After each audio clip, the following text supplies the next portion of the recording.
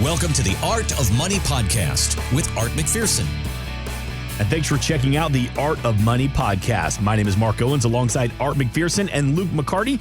All the information for the McPherson Financial Group, you can find it at theartofmoneyradio.com. And I know something that you continue to get questions and calls about all the time, and that's inflation, surging inflation. And we're seeing now eats away at the purchasing power of our savings. So are there some who think that taking on more risk in the form of investing in gold, Bitcoin, and value and energy stocks is a way to really hedge against rising prices? But the Wall Street Journal says fear is a good investing philosophy only for the people who sell it. So what's your take on this and what's your strategy?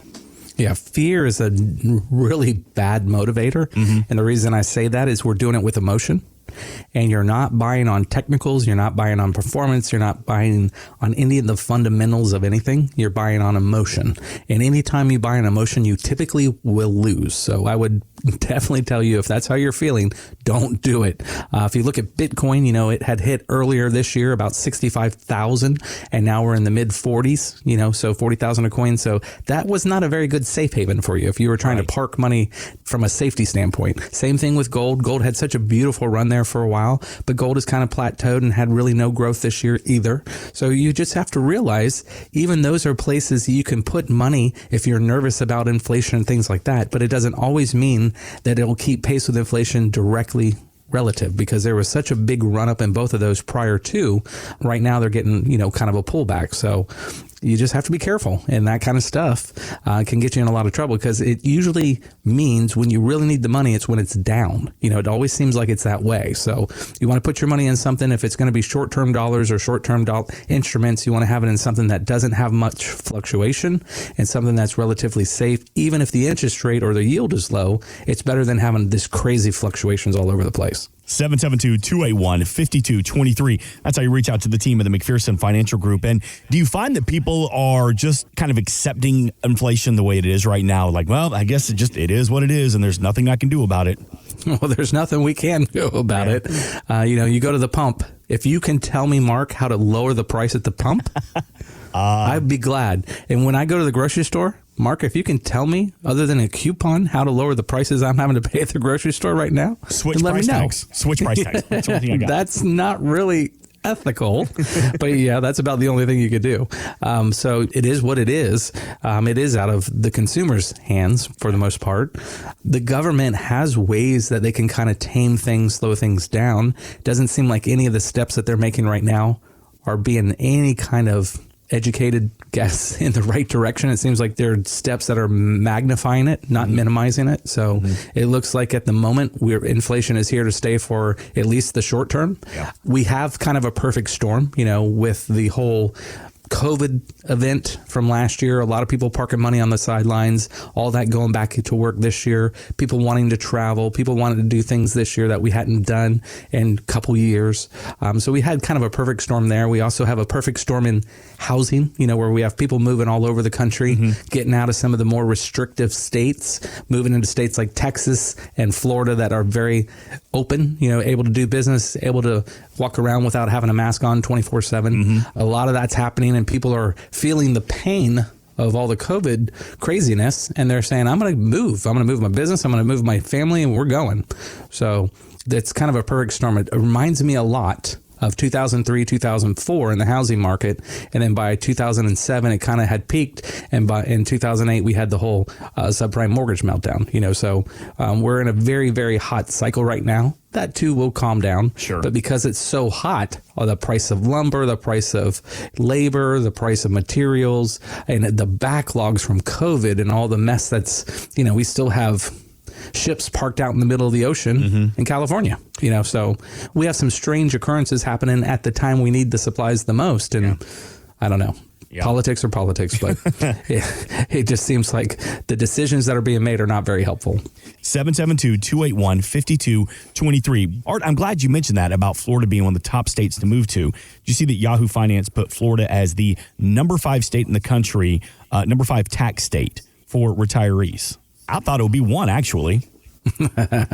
Well, you do have other costs, so when you factor everything in, the cost of living, per se, I'm sure that's how they're evaluating that rating. But, Florida is a beautiful place. And we do have some very expensive places, though, Mark. I mean, if you look at South Beach area, crazy expensive. You look at Naples, Florida, crazy expensive. You have very, very expensive parts of Florida that kind of get that overall cost kind of analysis up a little bit higher, I believe. Yeah, so the biggest tax-friendly states in the country, Florida was number 5, followed by Nevada, Delaware, Wyoming, and Alaska. So, hey, really tax-friendly in Alaska? But you know what? Negative 22 for 3 months. No, I'm good. I'll take Florida over that one. Glaciers, a little bit harder sail over palm trees. Yeah, just slightly. I'll take that. But you do get to see cavitations in the summer, Cavitations? Yeah, when the glaciers cavitate into the water. Oh. You don't get that in Florida. It's not that I didn't want to see it. I had no clue what the word cavitation was. But it's beautiful. I mean, have you ever been on a cruise? I have. Up in Alaska? No, I have not. You got to take Gretchen on this. She would like this. Really? It is an amazing cruise. So it's not your typical cruise where you're getting sun, fun, sitting on the pool deck every day. You're going to little excursions in Alaska. So this is cold, right? So this is a cold cruise. This is not a warm cruise. But if you do it the right time and you get decent weather, you can do some pretty amazing things like get on top of the glaciers and go in a musher herd and go, do some of that cool stuff like the Iditarod type things. And you can eat salmon right out of a stream, crab right out of the ocean, just phenomenal. I mean, I had probably the best crab in my entire life. They literally took it right out of the ocean, cooked it right before us, and they called it a crab feast, and it was. Go ahead and give them a plug. What cruise line was it that you took? We did it with Celebrity. Oh, nice. Oh, yeah, Celebrity. I've heard good things about them. Yeah, they were very, very good. Their service is extremely high-end. They do a really good job. Yeah, and it's not full of a bunch of kids running around either eating ice cream. Correct. There it is. It's more of an adult cruise, yes. Bit of a selling point for you. 772-281-5223 to reach out to the team at the McPherson Financial Group and take advantage of that complimentary consultation this weekend. As we were talking about the pandemic, how much it's changed over the past 18 months. And we know that working from home has really become a big opportunity. But there was a new study that claims that remote working can also increase your risk of making mistakes, especially when carrying out the mentally intense tasks while working at home. So, Art McPherson, do you find that clients are less prepared when they meet with you because they're putting everything together at home and they've got too many distractions while working from home? Not usually. What I am finding from our clients that have actually stayed home and have been allowed to do it with their employer, the employers have been happy for a couple reasons. The productivity has remained very high. So people that are working from home, I think the general consensus was exactly what your question was, that people will be very, very distracted. That is not translated. So what has happened is people have been very productive working from home, and the costs have gone down dramatically. And if you look at the profits this year with the S&P companies, they are through the roof. We're breaking records, which is why the market's been so good this year, because a lot of that travel expense and a lot of those flight expenses are way off. So all those, when somebody's on their business travel, they're not having to pay for all the flights and all the food and all the other things that are normally corporate is, footing the bill for. That stuff is diminished substantially. So we have got huge profits this year. We'll have to see how the normal kind of settles. Do we have 50% of the people working from home, 25% of the people working from home, but corporations are kind of settling in and finding out where's a good fit and mixture. But so far, it's been working really well. Nice. And when setting up a consultation, do you prefer the face-to-face in person, or do you like doing it via Zoom, or does it really matter? It doesn't really matter. Zoom has really opened the doorway. So if you're out of state, it's easier for us to be able to communicate like that. Mm-hmm. So, we have big companies in our area like NASA, SpaceX, and they have people working all over the country, so a Zoom meeting may be appropriate for someone who's in Texas and so forth like that. So it's harder for them to be able to come into our office because we don't have a Texas branch at this point. Yeah. So our branches are here in Florida. So one of the things that they can do is do a Zoom meeting with us, and we can reach out and have a conversation, and then things go really well. Now, typically our high point with Zoom was during COVID's peak, when we had a couple bounces during COVID and people did not want to come in. They wanted to do either a review through Zoom or meet over Zoom. And that's where it's appropriate. But I personally always enjoy people coming in the door. They can kind of see our office, see our team, get a chance to meet everybody, and have a face-to-face is always my preferred way. Yeah, there's something about having that one-on-one interaction too. How long till we get the Alaska version of the McPherson Financial? That's probably going to be on the last of my radar because my dad actually moved me when I was 3 weeks old to Alaska. Really? So my dad was stationed in Fairbanks. So my mom and dad had gotten married. I was born in a little old sleepy town called Kewanee, Illinois. And 3 weeks old, boom, my mom flies out to meet my dad out there where he's stationed in Fairbanks. And we stayed there for 2 years. So my first 2 years were in Alaska.